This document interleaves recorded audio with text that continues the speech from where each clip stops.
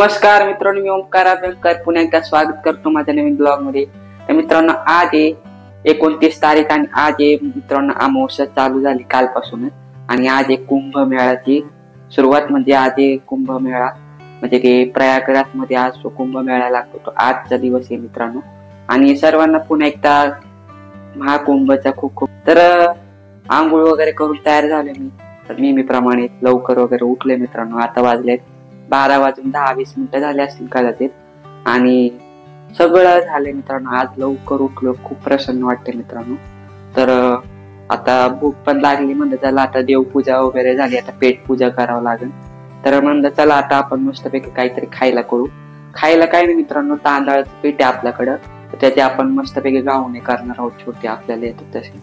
तर चला आधी तुम्हाला आजचं घरातलं वातावरण आणि आजचं घरातलं म्हणजे जे हे आपलं काय म्हणतात आठवत नाही, जाऊन द्या त्या सोडून. पण आजचं तुम्हाला घरातलं वातावरण दाखवतो आणि घरातलं आज लुक दाखवतो कसं काय. तर मित्रांनो बघू शकता, नेहमीप्रमाणे आपले असंच हॉलमध्ये इथं बसला की थोडाफार वीज काढते. आणि मी दुकानात जाणार होतो पण बहीण म्हणले नको जाऊ, घरात पीठ आहे तांदळाचं.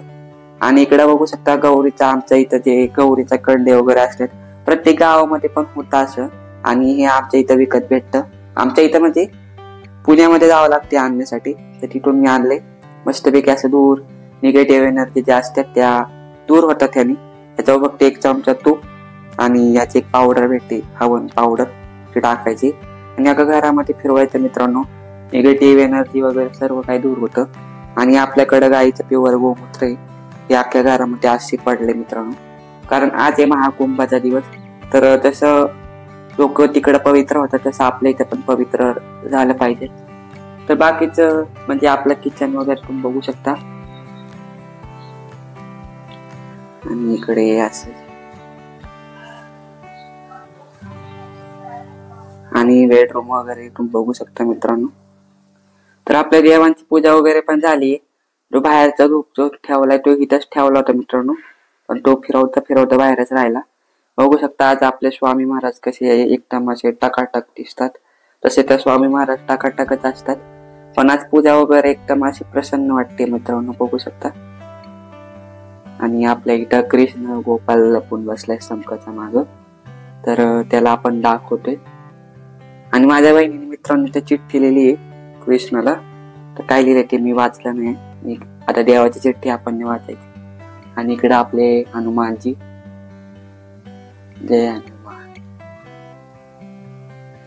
अशा प्रकारे आपली देवपूजा वगैरे संपन्न झाली मित्रांनो, बघू शकता तुम्ही. आणि आजचं वातावरण बघू शकता मित्रांनो किती प्रसन्नमय. आणि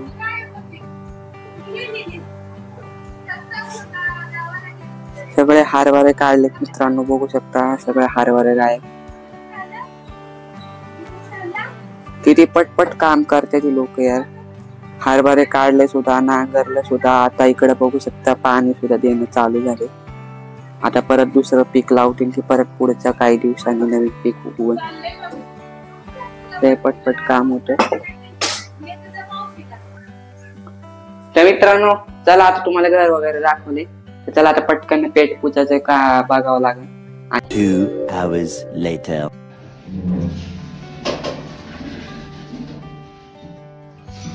मित्रांनो आता मी चाललोय खाली वडापावचं सामान वगैरे घेऊन आलतो मगाशी, पण केलं होतो. मला आता रोज रोज काय दाखवायचं खायचं, तर मग म्हणलं चला नका दाखवायला. तर आता मी पुन्हा चाललोय काहीतरी घेऊन. एक पावभाजी अजून आणायची मित्रांनो, कारण मग तुम्हाला माहिती मला वडापाव खूप आवडतो प्रचंड आणि किती खाई सांगता येत नाही. तर त्यासाठी पावभाजी एक्स्ट्रा घ्यायला चाललोय. चला आलोय आपण.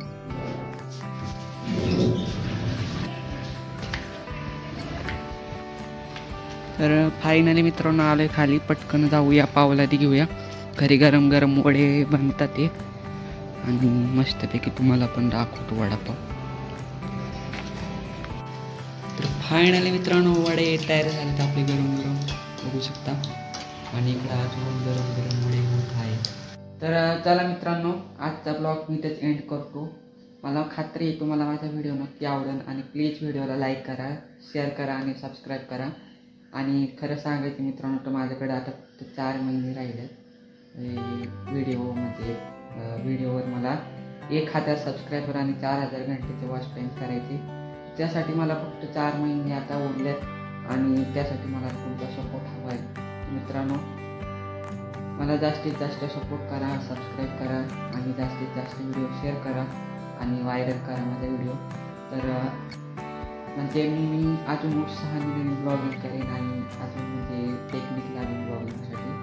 तर आजच्या ब्लॉगमध्ये आपण जास्त काही नाही, आज एक कुंभमेळ्याचा दिवस होता मित्रांनो आणि आज आपण घरात देवपूजा वगैरे केली. मस्तपैकी आज प्रसन्न वातावरण होतं आणि संध्याकाळच्या रात्रीच्या जेवणामध्ये आपण वडापाव केला, ते तुम्हाला दाखवला मी.